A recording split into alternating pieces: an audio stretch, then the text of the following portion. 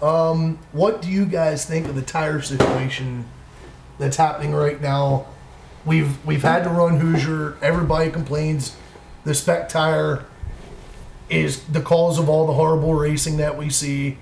Now Goodyear's trying to come in. They go to the Outlaws, the All-Stars, Lernerville, other tracks out in Ohio, all signed with Goodyear.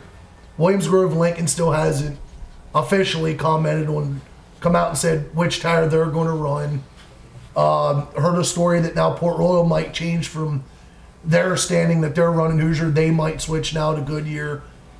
What are all your guys' feelings on the tire mess is pretty much what it is at this point?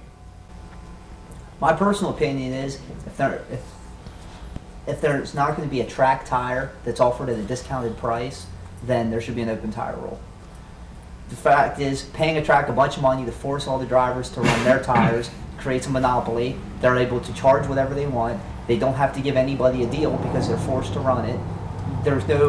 It's no benefit at all to anybody except the track and the tire company. The racers don't benefit. The fans aren't going to benefit because if you have to pay more for the tires, the Cars Unlimited series used to have a track tire. But their series you had to run. It was a brand new Goodyear tire. It cost $125. That was affordable, and anybody in any series could go run it. That was an affordable new right rear tire. Then Hoosier came along, and we started having all these other tires. You couldn't run it anymore, so you were forced to pay $200 and some for a Hoosier. I'm sorry, I can't afford to do that. I just don't see the point. The only people that are benefiting, we keep hearing the sport's too expensive. We need to do stuff to control costs, yet a change like that isn't controlling costs in any way, shape, or form. Well, I was at the tire meeting 2 or 3 weeks ago that was held up at the Dietrich's, and one of the main complaints was supposedly all this money is going to the point fund, but nobody's ever seen, and the point funds aren't going up, and you guys are all paying all this money for these tires, but none of it, supposedly, it's coming back to help you, but it never does. Why is that? Well, what percentage of cars at the track every week are truly racing for points anyway?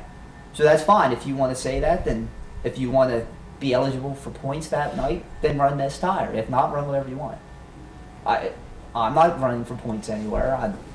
Pat may be at Lincoln. Kyle isn't running for points. What difference does it make? So they're getting money to support something that most of the vast majority of the teams probably don't care about. Yeah, somehow we need to get the tracks out of the tire business.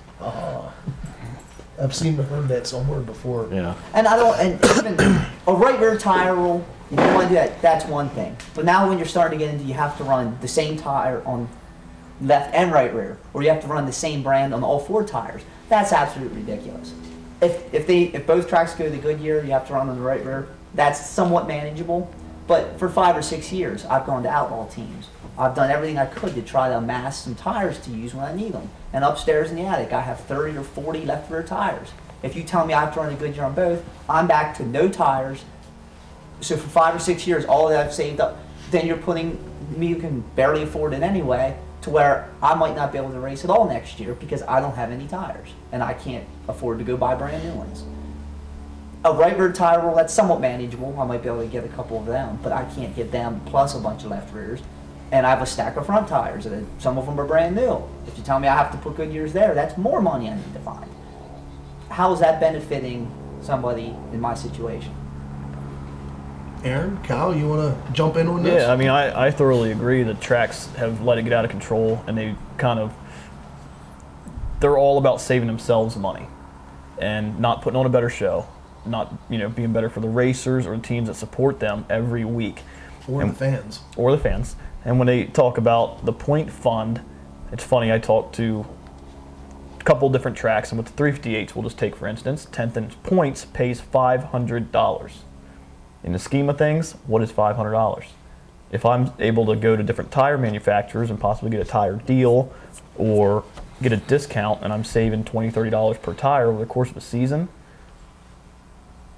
that's way more than that $500. And when you're running a 410, most teams don't bank on that point fund, and if they're going to spend, I think it's what, 10 grand to win the point fund. In the scheme of that, what's that? They'd rather have money in their pockets every week, as all of us would.